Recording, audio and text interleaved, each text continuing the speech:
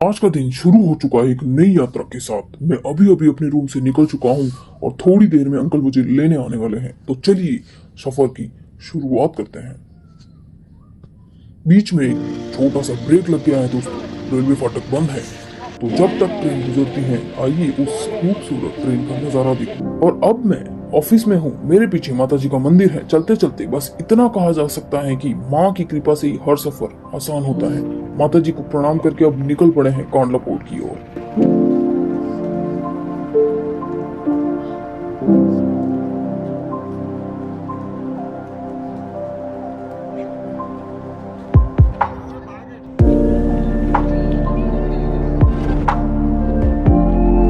थोड़ी देर की ड्राइव के बाद हमने किया छोटा सा स्टॉप एक प्यारी सी टपरी पर। यहाँ की चाय की खुशबू में एक अलग ही अपनापन है। थोड़ा नाश्ता, थोड़ा मुस्कान और सफर फिर से शुरू।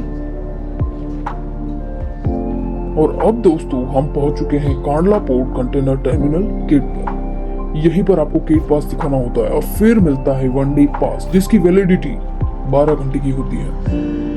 हर कंटेनर, हर जहाज एक अलग ही कहानी कहता है। मेहनत, उम्मीद और सफर की कहानी। यात्रा अभी शुरू हुई है दोस्तों। कांडला पोर्ट की असली खूबसूरती तो अब आगे दिखेगी।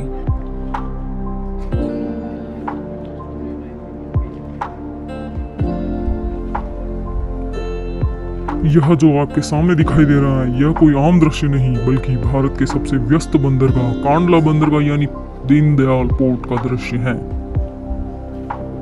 यहाँ हर दिन सैकड़ों कंटेनर जहाज आते जाते हैं, जहाँ लोडिंग और अनलोडिंग का काम 24 घंटे बिना रुके चलता रहता है। ऊंची ऊंची क्रेनें, कंटेनर ट्रक और समुद्री हवाएं सब मिलकर रचती है भारत की आर्थिक धड़कन का संगीत।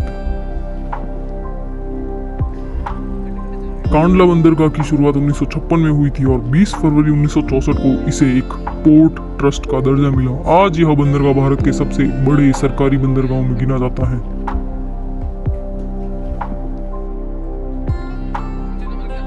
यह बंदरगाह गुजरात के कच्छ जिले में अरब सागर के किनारे स्थित है और इसकी खासियत है कि यह एक नेचुरल डीप वाटर पोर्ट है, जहां जहाजों की ड्रेजिंग की जरूरत नहीं पड़ती। क्या आप जानते हैं कांडला बंदरगाह ने एक दिन में 79,780 टन का कोयला उतारने का रिकॉर्ड बनाया था, वो भी सिर्फ 25 घंटे में, जो भारत के समुद्री इतिहास की तेजतम डिस्चार्जिंग दरों में से एक है। ये मेरे सामने देखो लकड़ियाँ हैं, ये कितनी बड़ी बड़ी। अभी मैं गैरेज के अंदर हूँ, देख लीजिए ये। तो मैं आ चुका हूँ कांडला के अंदर, कांडला पोर्ट के अंदर। तो उसके लिए देखो गेट पास बनता है। गेट पास कैसा है ऐसा, तो इसके ऊपर मैं बता देता हूँ। Kandla international container terminal private limited, तो 12 नंबर का है। वन डे पास बनता है, तो टर्मिनल एंट्री पास। तो इसका वैलिडिटी रहता है भाई 12 घंटा। इसके अंदर देख लीजिए ये रहा। तो मैं भी आया हूँ, थोड़ा अंदर अंदर बता देता हूँ आपको कैसा है कांडला पोर्ट। मैंने भी कभी देखा नहीं है, तो सोचा यहाँ का एक व्लॉग भी बना लूँगा।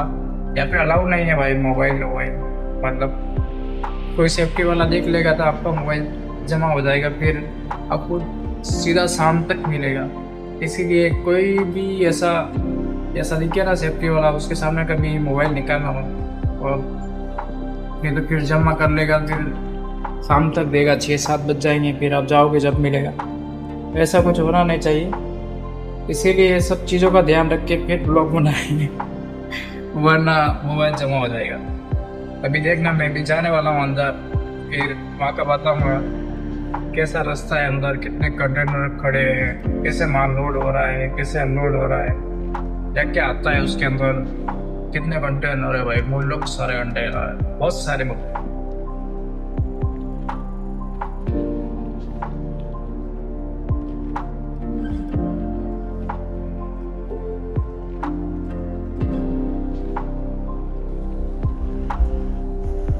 यह बंदरगाह आज ग्रीन पोर्ट के रूप में भी उभर रहा है, जहां सोलर पैनल, इलेक्ट्रिक ट्रक और जल संरक्षण के जरिए पर्यावरण को सुरक्षित रखने की दिशा में काम हो रहा है। कांडला सिर्फ एक बंदरगाह नहीं बल्कि भारत की समुद्री ताकत, आर्थिक मजबूती और स्वावलंबन की पहचान है।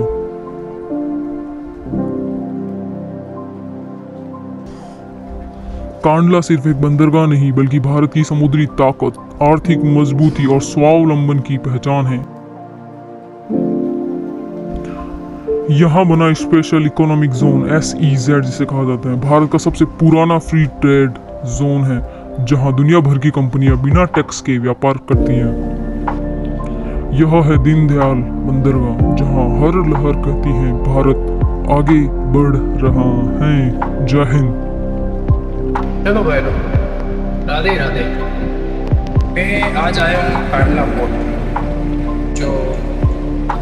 जो कि गांधीधाम से 12 किलोमीटर की दूरी पर है।